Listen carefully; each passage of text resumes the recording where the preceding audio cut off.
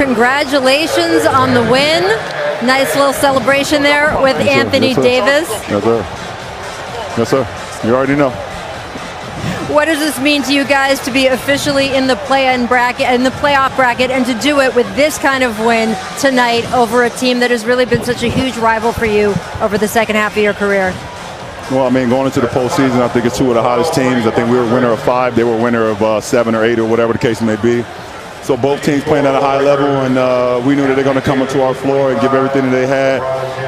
You know, they hit us in the mouth in the first half, and we just had to respond, and we did that on the defensive end, and got some great contributions from guys off the bench, and we all, you know, chipped in for this win. We got to talk about that shot you hit with about a minute left. The 3, you didn't even look in rhythm there. What were you thinking as the ball left your hands? You know, just, you know, I put in a lot of work in my game. You know, after, you know, drape my finger to the eye, I was literally seeing three rims out there. So I just shot at the middle one, and I was able to, with the grace of the man above, I was able to knock it down. When in doubt, go for the middle rim. What did it feel like when you were down there on the floor when you took that hard fall? Were you worried that you wouldn't be able to continue in the game or have more problems? You know, I've been there before. You know, I've been poked in the eye before, you know, on a rim collision like that. So just try to keep my composure. You know, it's going to be pretty sore tonight. I know that for sure. But we have a few days until we know when we'll go to Phoenix. But it's a big-time win for us, and I definitely wasn't leaving the floor no matter if I had to, you know, put a pirate patch on my eye. So I love this team, and I love to compete. One big rivalry down with this win tonight, but you've got another one to go with an old friend in Chris Paul. You mentioned going to Phoenix and facing the Suns. What do you think that matchup is going to be like? You know, they played extremely well all year, and they deserve to, you know, host, you know, home court in the first round. And CP, you know, played at an MVP caliber year all year. Book.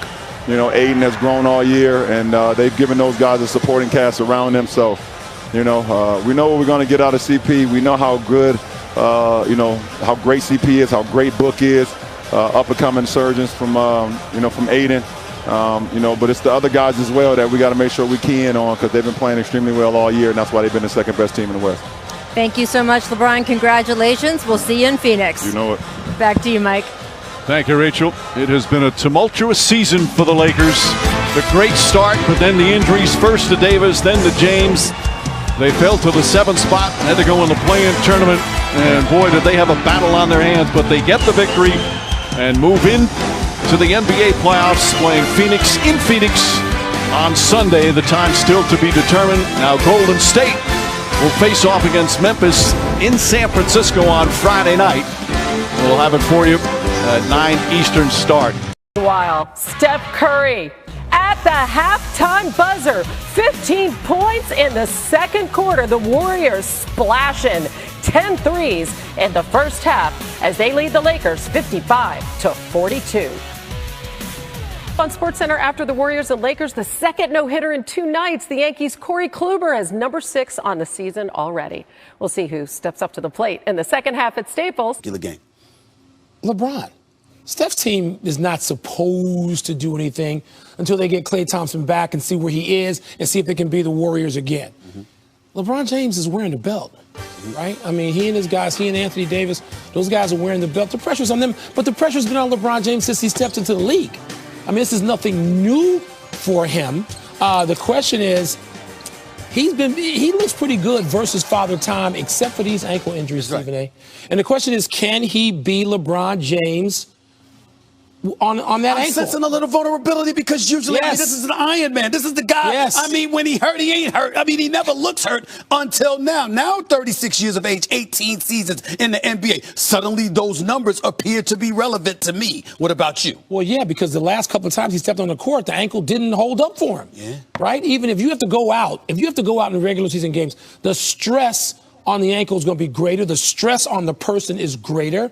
I mean, I think we all, except maybe Warriors fans and players and people, Warriors Nation, we want to see LeBron James whole. Right. We don't know, Stephen A., if he can be that. And Anthony Davis. We don't even know about That's true. Maybe they drink a little bit too much wine. Maybe that's what the problem is, a little bit too much wine, since they brag about it all the time. Single elimination game, all right. we know the loser faces that a couple of nights later. Which is the team that needs to avoid that single elimination game? They lose tonight, then they got to go in that single elimination game against the winner of the 9-10 seed. Which team needs to avoid it? The Lakers. Until we see them play games, and again, LeBron and Anthony Davis, I know I'm repeating myself, until we see those guys play 40 minutes without coming off the court with an injury, they need some downtime. They get a few days if they can win tonight and not have to play again in a single elimination. You know, one of the things I'm noticing about you, Michael Wilbon, is that as I'm talking to you and listening to you talk about LeBron James, you seem a little bit more nervous. It seems to be a little heightened level of trepidation